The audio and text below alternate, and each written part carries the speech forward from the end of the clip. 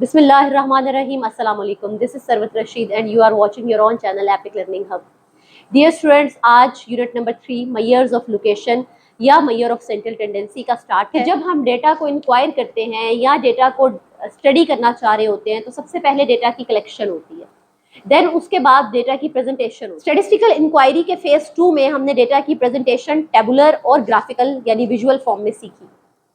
अब फेज 3 में हम डेटा का एनालिसिस करना सीखेंगे, यानी आप यूं कह लें कि अब आप जितने भी चैप्टर्स पढ़ने जा रहे हैं वहां पर आप डेटा का एनालिसिस करेंगे और देखेंगे कि जो डेटा सेट आपने टेम्पोरल, जियोग्राफिकल या क्वांटिटेटिव क्वालिटेटिव बेस पर कलेक्ट किए थे और उनको प्रॉपरली प्रेजेंट किया था, उनका एनालिसिस किस तरह से किया जाएगा।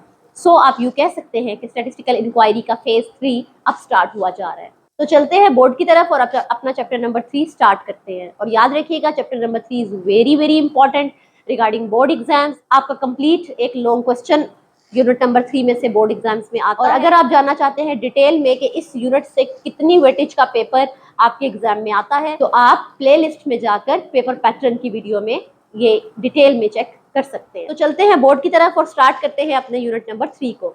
डियर स्टूडेंट्स, यूनिट नंबर 3 का जो नाम है चैप्टर का that is measures of location और मेयर्स ऑफ सेंट्रल टेंडेंसी। सबसे पहले यहाँ पर हम एक बहुत इंपॉर्टेंट टर्म डिस्कस करेंगे विच इज एवरेज।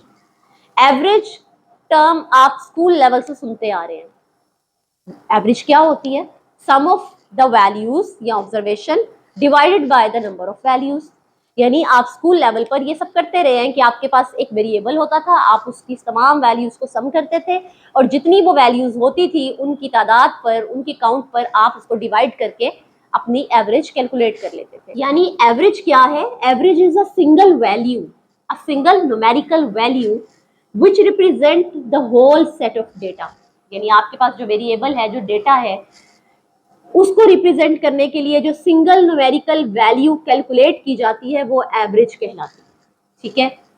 अब चूंकि जो एवरेज होती है ये डेटा के सेंटर की तरफ इसका रुझान होता है, इसका जो टेंडेंसी होती है, रुझान होता है, वो डेटा के सेंटर की तरफ होता है।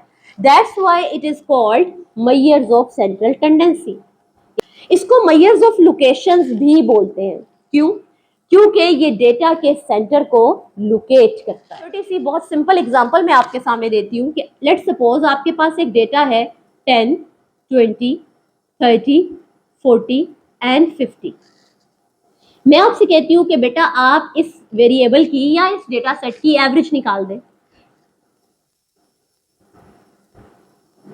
आप इस डेटा सेट की एवरेज निकालने के लिए सम करेंगे तमाम वैल्यूज को जो आप स्कूल लेवल्स में अपने मैथमेटिक्स की बुक में करते आए हैं और नंबर ऑफ वैल्यूज को डिवाइड कर देंगे।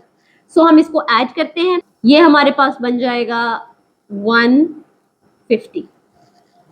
अब आपने क्या किया कि 150 सम ऑफ वैल्यूज हैं और 1 2 3 4 5 और नंबर ऑफ वैल्यूज कितनी है? 5। आपने जब इसको डिवाइड किया तो ये आपके पास आ गया 30। अब आप नोट करें कि 30 इज एन एवरेज, ये आपकी एवरेज वैल्यू कैलकुलेट होगी बिकॉज आपने एक इसका फॉर्मूला लगाया था एवरेज का। अब ये जो एवरेज है, इस एवरेज को मेयर्स ऑफ सेंट्रल टेंडेंसी इसलिए कह रहे हैं कि इसका जो रुझान है वो डेटा के सेंटर की तरफ है। ठीक है। और इसको मेयर्स ऑफ लोकेशन इसलिए कह रहे हैं कि ये वैल्यू आपके डेटा के सेंटर को लोकेट कर रही है। होपफुली डियर स्टूडेंट्स ये पॉइंट आपको अच्छे से क्लियर हो गया होगा। यहाँ पर आपने दो इंपॉर्टेंट बातें अपने जहन में रखनी है। पहली कि आपकी जो भी मेयर्स ऑफ सेंट्रल टेंडेंसी है यानी एवरेज है वो आपके डेटा सेट की रेंज में हो।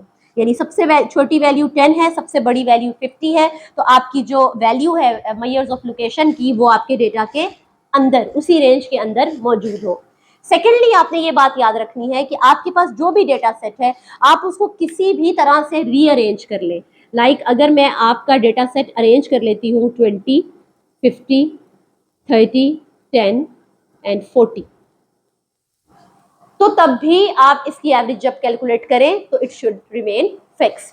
नेक्स्ट बेटा आ जाए मेयर्स ऑफ लोकेशंस पर कि आप कौन कौन सी मेयर्स ऑफ लोकेशन इस चैप्टर में स्टडी करेंगे। इस चैप्टर में आप 5 मेन मेजर्स ऑफ लोकेशंस या मेजर्स ऑफ सेंट्रल टेंडेंसीज को स्टडी करेंगे। Arithmetic mean and weighted mean, geometric mean, harmonic mean, mode and median.